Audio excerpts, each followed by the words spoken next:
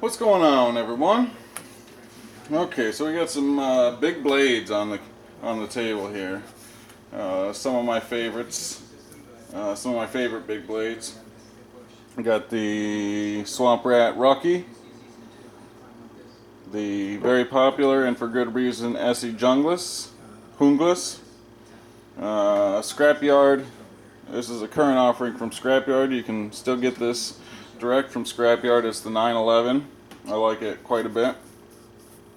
Sadly discontinued Swamp Rat chopweiler. Now, again, these are some of my favorite larger knives. Obviously, a couple different designs. I really like the junglas. It works very well. Tends to wedge a little bit in the wood, but more so than either of these two. I'm assuming because it's thinner. This is 3/16 of an inch, as is this, and these are both 1/4 inch. I've got these on the table, because I've got a super sweet new knife that I'm very excited about. So without further ado, let's see if we can get it in here.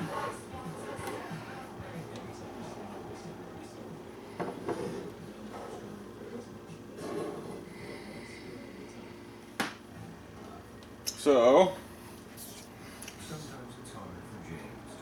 this is a Busse Combat NMFBM, or Nuclear Meltdown Fusion Battle Mistress. This particular one is 0.29 inches thick. You can see everything's kind of rounded off. No square edges. There's a little point there, but again, you can see all of this is rounded off, which makes for a very cool look. This one's got a muddy brown blade coating, same as this Rucki. It's I really like the color personally. And then it's got tiger hide micarta scales, which look really cool. It almost looks like a green and a tan. But when it gets wet, it does look more like tiger hide. It's it darkens up, and it's, when you see it like this, the name doesn't make a lot of sense, but when it's wet, it does. These are magnum scales, so they're a bit thicker. I'm not so sure. This will probably have to be sanded. I'm going to try it first. It looks really cool, but I'm thinking, realistically, for use, this will have to be sanded down by hand to make it real nice and smooth, so no hot spots. You can choke up on it right here in the choil, as you can see, which is one thing I kind of wish the junglas had. You can still choke up on it, but it's not a dedicated choil. You just kind of put your finger right there, which works. This one is also a little bit different because it's got a saber grind instead of the full height convex grind, which you can see the line right there, which retains really as much weight as possible, and again at 0.29 inches thick.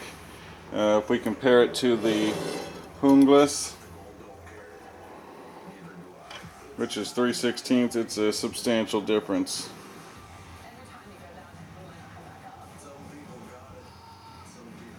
Which results in a big weight difference. Excuse me. This, the Battle Mistress is too heavy for my scale, but as far as I know, it should be around 32, 33 ounces. So yeah, it's really heavy. Really well constructed. Really just a cool knife. I got it from a friend on the forum, who I appreciate very much. Let me know. I told him, hey, if you ever let that go, man, let me, give me first dibs at it. And he wanted to get a new surfboard, and decided to sell this, so I jumped right on it because it's hard to find these for a good deal. That's for sure. And so the price was right, the color, I mean everything was right. So I really am very pleased that I was able to get it. Real happy about it. So anyway, this is just kind of a first look. As with all Busse Combats, this is INFI steel, which is a very tough steel. You know, that holds its edge relatively well for a tough steel. Yeah, just super pleased. Look forward to using this once I can force myself to use it. Because even though I got a good deal, they are still expensive. But I'm sure at some point in the future you'll see this in use. But it's pretty crazy that it makes these. These are still larger blades here, and it just kind of dwarfs them. So anyway, just kind of a first look, first impression kind of video. Just wanted to show you guys because again, I am very pleased. You can see it's a little bit bigger than the ESEE junglas, and yeah, pretty cool.